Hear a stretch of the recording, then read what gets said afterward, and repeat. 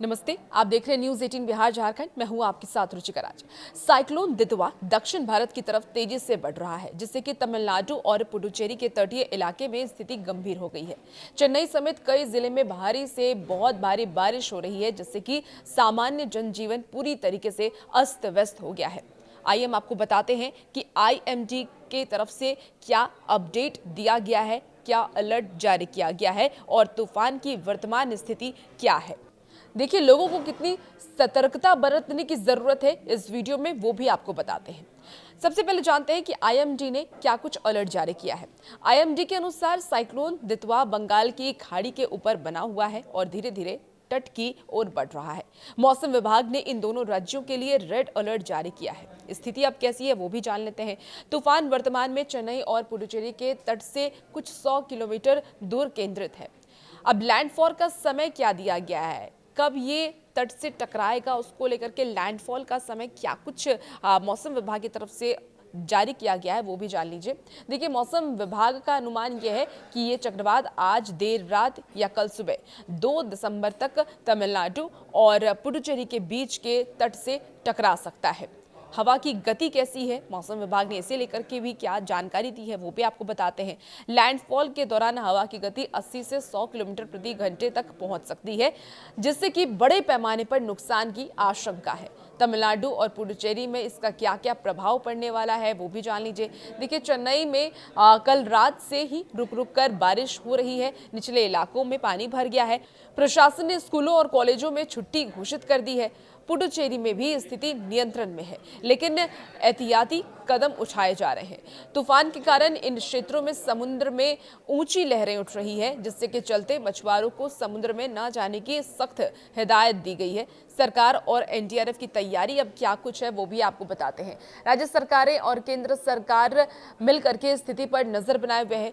राष्ट्रीय आपदा प्रतिक्रिया बल यानी कि NDRF की कई टीमें तमिलनाडु और पुडुचेरी के संवेदनशील इलाकों में तैनात कर दी गई है। लोगों को सुरक्षित स्थानों पर पहुंचाया जा रहा है और राहत शिविर स्थापित किए गए हैं। अब IMD की तरफ से क्या कुछ सलाह दी गई है, चलिए वो आपको बताते हैं। मौसम विभाग ने लोगों से ये अपील की है कि वो अगले 24 घंटे तक घरों से बाहर ना निकले, सुरक्षित रहें और केवल आधिकारिक सूचनाओं पर ही भरोसा करें। इसके साथ ही बिजली और संचार व्यवस्था प्रभावित हो सकती है, इसलिए आपातकालीन किट तैयार रखें। जब कोई चक्रवात या समुद्री तूफान करीब आ रहा हो तो आपकी सुरक्षा के लिए कुछ तत्काल कदम उठाना बेहद ही जरूरी है। वो कदम क्या क्या है वो भी आपको इस वीडियो में जानकारी विस्तार से देते हैं। सबसे पहले तूफान से पहले क्या कुछ करना चाहिए, क्योंकि मौसम विभाग की तरफ से तो अलर्ट जारी कर दिया गया है। वैसे आपको क्या क्या सावधानी पहले बरतनी है वो भी जान लीजिए। देखिए, आपातकालीन किट आपको साथ में रखना है, जिसमें कि एक आपातकालीन किट कैसे कैसे तैयार रखें वो आपको बताते हैं। जिसमें कि आप टॉर्च रख सकते हैं, अतिरिक्त बैटरियाँ रख सकते हैं, मोमबत्तियाँ रख सकते हैं, माचिस, पीने का पानी, सूखा भोजन, जरूरी दवाइयां, प्राथमिक चिकित्सा किट और कुछ नकदी भी आप उसमें शामिल कर सकते हैं। देखिए, मोबाइल फोन चार्ज आप रखें, एक बैटरी से चलने वाला रेडियो भी साथ रखें ताकि बिजली जाने पर भी समाचार आपको मिल सके, अपडेट आपको मिल सके। यदि आप तटीय या फिर निचले इलाके में रहते हैं तो स्थानीय प्रशासन के निर्देश का पालन करें और सुरक्षित और ऊंचे स्थान या चक्रवात आश्रय में चले जाएं। इसके साथ ही घर की खिड़की दरवाजे ठीक से बंद कर लें। अब तूफान जब आता है उस दौरान आपको क्या क्या सावधानी बरतनी चाहिए। जब कोई तूफान पूरी तरीके से गुजर न जाए तब तक घर के अंदर ही रहें।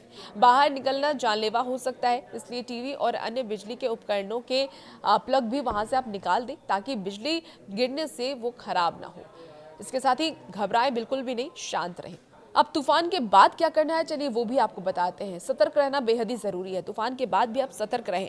तूफान के बाद भी घर से तुरंत बाहर नहीं निकले, क्योंकि हवा शांत होने के बाद भी तूफान की आंख यानी जिसे हम आई ऑफ द स्टॉर्म गुजरने में समय ले सकती है। पानी की शुद्धता बहुत जरूरी है। सिर्फ उबला हुआ या फिर सुरक्षित पेयजल ही पिएं, क्योंकि बाढ़ के पानी से पानी दूषित भी हो सकता है।